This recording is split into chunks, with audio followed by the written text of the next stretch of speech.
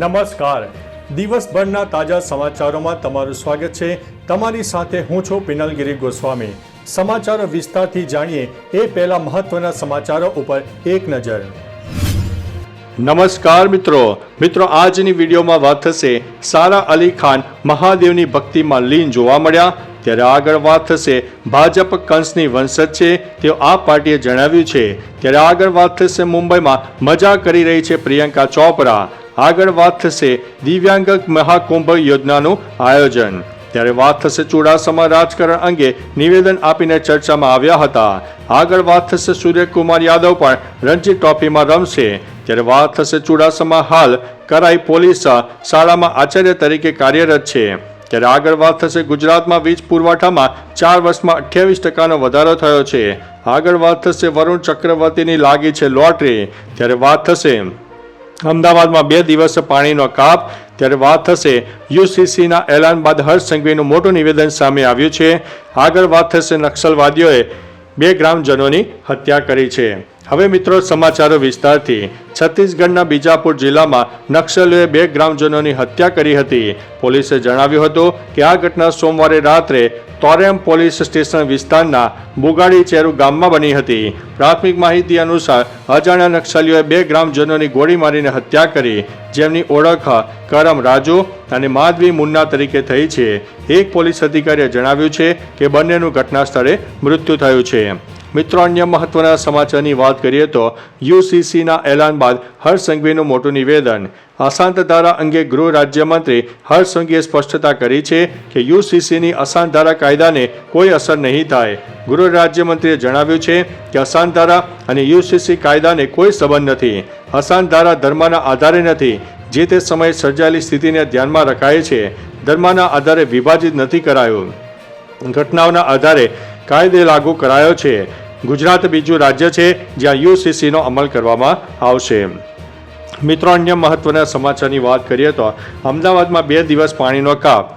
અમદાવાદમાં આજે 5 ફેબ્રુઆરી સુધી 2 દિવસ પાણીનો કાપ રાખે તેવું આયોજન હતું। આવા મેસેજ સોશિયલ મીડિયામાં વાયરલ થયા હતા, જેમાં કોતરપુર વોટર વર્ક્સમાં પાઇપલાઇન લીકેજનું રિપેરિંગ કામ ચાલુ થશે, જેથી અસર ચાંદખેડા, રાણીપ અને હાંસોલ વિસ્તારમાં થશે, જેથી જે તે વિસ્તારના લોકોએ પહેલેથી જ પાણીનો સંગ્રહ કરી રાખવા માટે અપીલ કરવામાં આવી હતી।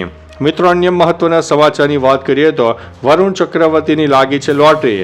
ભારતીય ટીમના સ્ટાર સ્પિનર વરુણ ચક્રવર્તીને લોટરી લાગી છે। વરુણે T20 શ્રેણીમાં શાનદાર પ્રદર્શન કર્યું, જેના માટે તેને પ્લેયર ઓફ ધ સિરીઝ તરીકે પસંદ કરવામાં આવ્યો છે। હવે T20 શ્રેણીમાં શાનદાર પ્રદર્શન કરનાર વરુણ ચક્રવર્તીને મોટું ઇનામ મળ્યું છે। તેણે ઇંગ્લેન્ડ સામેની વનડે શ્રેણી માટે ટીમ ઇન્ડિયાનો ભાગ બનાવવામાં આવ્યો છે। મિત્રો અન્ય મહત્વના સમાચારની વાત કરીએ તો ગુજરાતમાં વીજ પુરવઠામાં 4 વર્ષમાં 28%નો વધારો થયો છે। ગુજરાતમાં છેલ્લા 4 વર્ષમાં વીજ પુરવઠામાં 28% જેટલો વધારો થયો છે। રાજ્યમાં વીજ પુરવઠો નાણાકીય વર્ષ 2020માં 1,13,939 મિલિયન યુનિટથી 28% વધીને નાણાકીય વર્ષ 2024માં 1,45,740 મિલિયન યુનિટ થયો છે। આ ઉપરાંત નાણાકીય વર્ષ 2025ના પ્રથમ 9 મહિનામાં રાજ્યનો વીજ પુરવઠો 1,13,697 મિલિયન યુનિટને સ્પર્શી ગયો છે। મિત્રો અન્ય મહત્વના સમાચારની વાત કરીએ તો ચુડાસમા હાલ કરાઈ પોલીસ શાળામાં આચાર્ય તરીકે કાર્યરત। ગુજરાત પોલીસના એન્કાઉન્ટર સ્પેશિયાલિસ્ટ અધિકારી અભય ચુડાસમાએ રાજીનામું આપ્યું છે।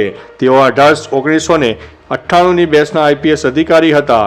તેઓ ઓક્ટોબરમાં વય નિવૃત્તિ પહેલા જ પોતાના હોદ્દા પરથી રાજીનામું આપ્યું છે। જો કે તેઓ હાલ કરાઈ પોલીસ શાળામાં આચાર્ય તરીકે કાર્યરત છે। મિત્રો અન્ય મહત્વના સમાચારની વાત કરીએ તો સૂર્યકુમાર યાદવ પર રણજી ટ્રોફીમાં રમશે। સૂર્યકુમાર યાદવ રણજી ટ્રોફી 2024-25ની ક્વાર્ટર ફાઇનલ મેચમાં મુંબઈ તરફથી રમતો જોવા મળશે।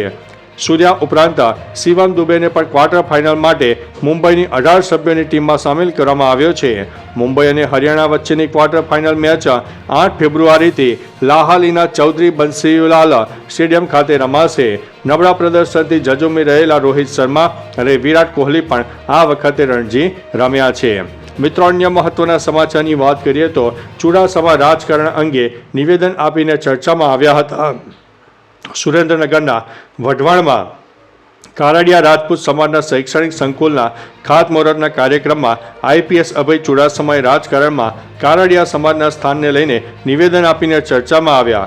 તેમણે કહ્યું કે મારે ડિપાર્ટમેન્ટમાં લગભગ 34 વર્ષ પૂર્ણ થવામાં આવ્યા છે. આજ દિન સુધી કદી એવું નથી બન્યું કે કોઈ પણ સરકારમાં આપણા એક મિનિસ્ટર ન હોય, પણ છેલ્લી 2 ટર્મથી બની રહ્યું છે. મિત્રો, અન્ય મહત્વના સમાચારની વાત કરીએ તો દિવ્યાંગ ખેલ મહાકુંભ યોજાયો. વિજાપુર ખાતે સાંપ્રત એજ્યુકેશન એન્ડ ચેરિટેબલ ટ્રસ્ટ દ્વારા ગુજરાત રાજ્ય અને જિલ્લા રમત વિકાસ અધિકારી જૂનાગઢના સહયોગથી દિવ્યાંગો માટે વિશેષ ખેલ મહાકુંભનું આયોજન કરવામાં આવ્યું હતું. આ કાર્યક્રમમાં 778 દિવ્યાંગ ખેલાડીઓએ ઉત્સાહપૂર્વક ભાગ લીધો હતો. સાંપ્રત એજ્યુકેશન ટ્રસ્ટના પ્રમુખ મહેન્દ્ર પરમારે જણાવ્યું છે કે મુખ્ય હેતુ દિવ્યાંગ ખેલાડીઓને સ્થાનિકથી રાષ્ટ્રીય સુધી તકો પૂરી પાડવાનો રહેલો છે. મિત્રો, અન્ય મહત્વના સમાચારની વાત કરીએ તો મુંબઈમાં મજા કરી રહી છે પ્રિયંકા ચોપરા. અભિનેત્રી પ્રિયંકા ચોપરા હાલના દિવસોમાં તેના ભાઈ સિદ્ધાર્થના લગ્ન માટે મુંબઈ આવી છે. લગ્નની તૈયારીઓ દરમિયાન તે તેની પુત્રી માલતી સાથે ખૂબ આનંદ માણી રહી છે. ઘણા બધા ફોટા શેર કરતા તેણે લખ્યું છે કે ઘરે આવીને ખૂબ જ સારું લાગે છે, મારું મન ભરાઈ ગયું છે અને મારું શેડ્યુલ પણ છે. લગ્નનું ઘર ખૂબ જ મજેદાર છે. આગામી થોડા દિવસોની રાહ જોઈ રહી છું. મિત્રો, અન્ય મહત્વના સમાચારની વાત કરીએ તો આપ પાર્ટીએ જણાવ્યું છે કે ભાજપ કંસની વંશજ છે. આમ આદમી પાર્ટીના 8 ઉમેદવારોના ફોર્મ રદ થવા મામલે પત્રકાર પરિષદ કરીને ઈસુદાન ગઢવીએ જણાવ્યું હતું કે ભાણવડમાં ભાજપે ઉમેદવાર જ ઊભા ન થાય એવા પ્રયાસો કર્યા. ભાણવડ નગરપાલિકા ચૂંટણીમાં ભાજપના મંત્રી મુળુભાઈ બેરાના પુત્ર દબાણથી રિટર્નિંગ ઓફિસર દ્વારા ફોર્મ રદ કરવામાં આવ્યા છે.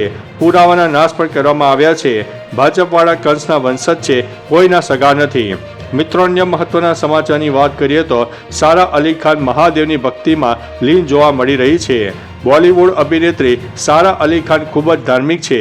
તે ઘણીવાર મંદિરોમાં દર્શન કરતી જોવા મળે છે. સારાને ખાસ કરીને મહાદેવમાં ખૂબ જ શ્રદ્ધા છે. હવે અભિનેત્રીએ ઝારખંડના દેવઘરમાં સ્થિત 12 જ્યોતિર્લિંગમાંથી એક બાબા વૈદ્યનાથના દર્શન કર્યા છે. સારાએ મંદિરના તેના ઘણા ફોટા સોશિયલ મીડિયા ઉપર પોસ્ટ કર્યા છે. તો ચાલો મિત્રો, ફરીથી દેશ અને દુનિયાના સુપરફાસ્ટ સમાચાર લઈને મળતા રહીશું. ત્યાં સુધી અમને રજા આપશો. નમસ્તે.